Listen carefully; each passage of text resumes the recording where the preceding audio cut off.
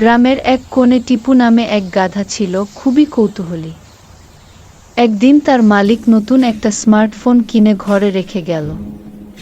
টিপু চকচকে জিনিস দেখে ভাবল, নিশ্চয়ই এটা খাওয়া যায়। রাতে সবাই ঘুমালে সে ফোনটা মুখে নিল। ঠিক তখনই ফোন বেজে উঠল। টিপু ভয় পেয়ে লাফিয়ে উঠে হি হা করে দৌড়াতে লাগল। মালিক ভাবল ডাকাত এসেছে, আর টিপু ফোন নিয়ে জঙ্গলে পালাল। সেখানে বাদরের দল ফোন পেয়ে মজা করে ভিডিও বানাতে শুরু করলো। বাদর চ্যানেলে আপনাদের স্বাগতম। পরদিন পুরো গ্রাম দেখল লাইভ ভিডিও, গাধা ফোন চুরি করছে। সবাই হেসে গড়াগডি।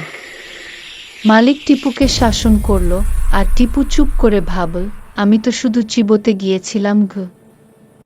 শেষে গ্রামে ঘোষণা হলো, গাধার সামনে আর কোনো ফোন রেখে যাওয়া যাবে না।